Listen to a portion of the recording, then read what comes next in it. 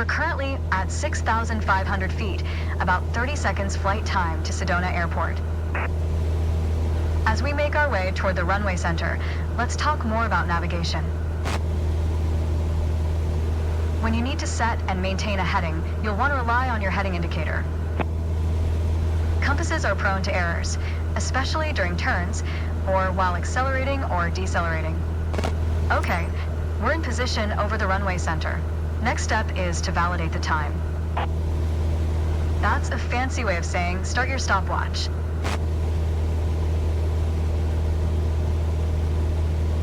On the navlog, you can see our next waypoint, Munns Park, is at a 42-degree heading, about 5 minutes away.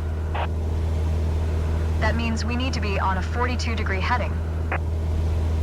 Check your heading indicator and make your turn.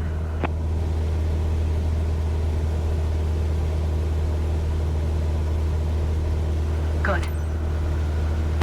Maintain a 42-degree heading.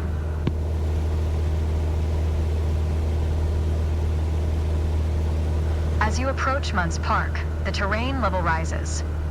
To maintain a safe altitude, we'd better climb to 8,000 feet. Make sure you keep the same heading. Maintain full power during your climb.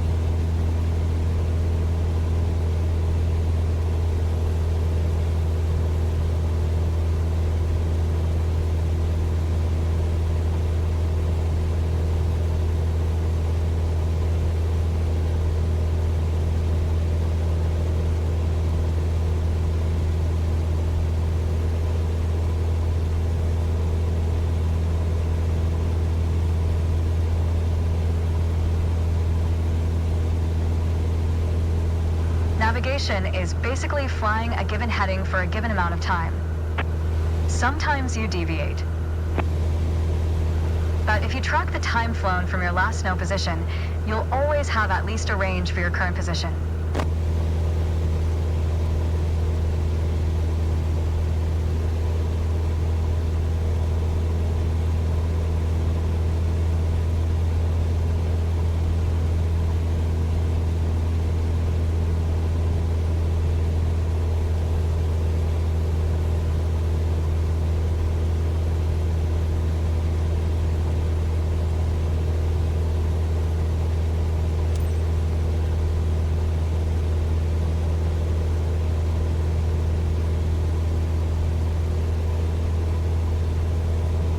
Okay, now get back to cruise attitude, let the speed increase, then set cruise power at 2,300 RPM.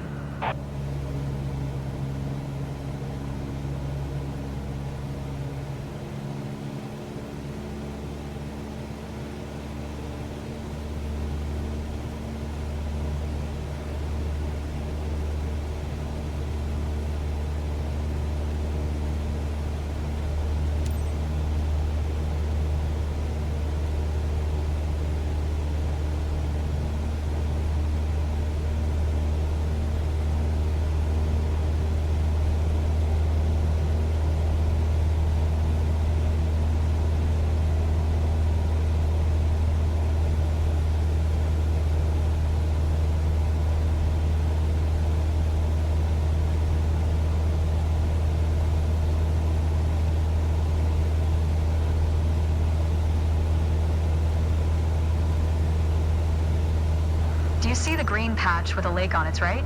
This is Munns Park Golf Club. We're almost there. Let's proceed over it and check if the stopwatch matches the navlog estimation. We all know speed can increase or decrease depending on the wind. That's why at your next waypoint, you'll want to compare your estimated time and route with the actual time flown. Validate your estimate and your progress.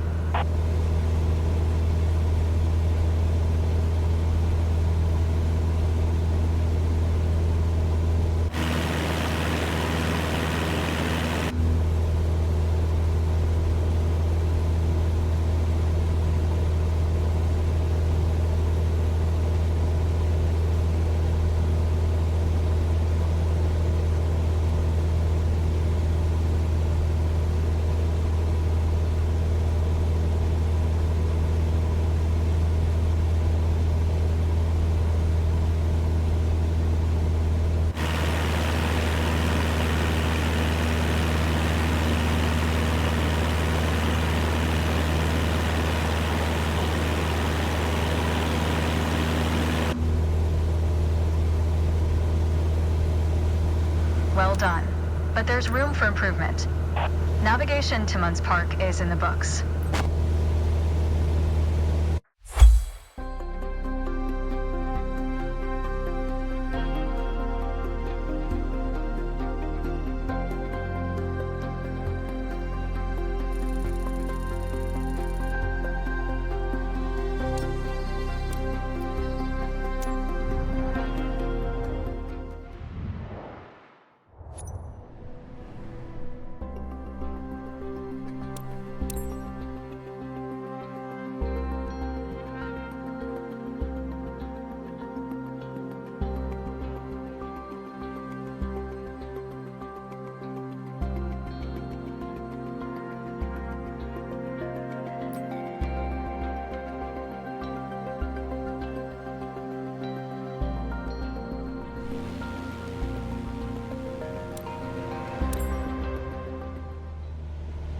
All right, we're currently at 8,000 feet, approximately 30 seconds out from Munns Park Golf Club.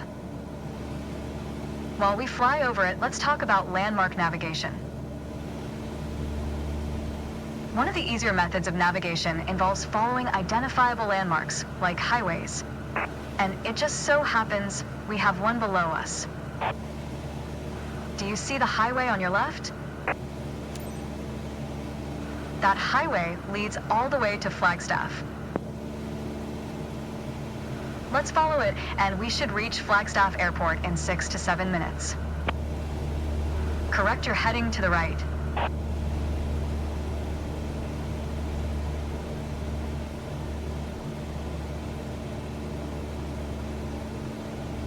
To make sure we don't miss it, reset your stopwatch here and start it again.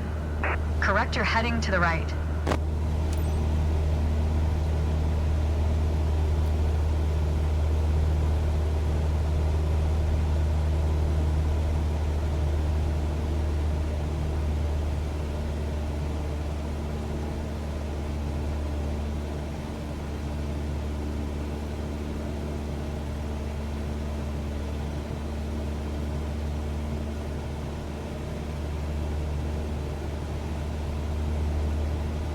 Flagstaff Airport's altitude is around 7,000 feet.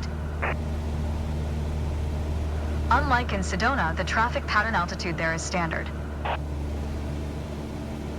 This means its altitude is 1,000 feet above the airport, which works out to 8,000 feet. We need to fly over the airport before entering the traffic pattern.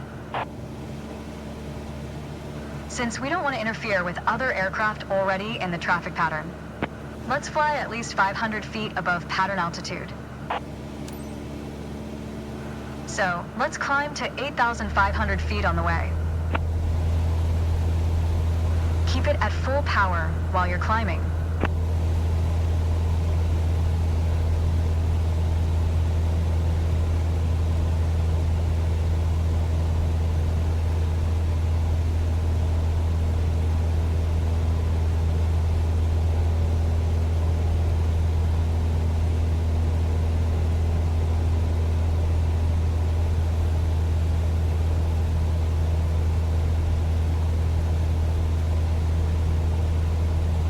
Perfect.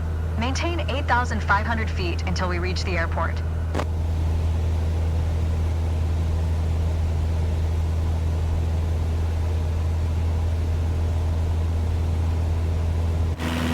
Set RPM at 2,300.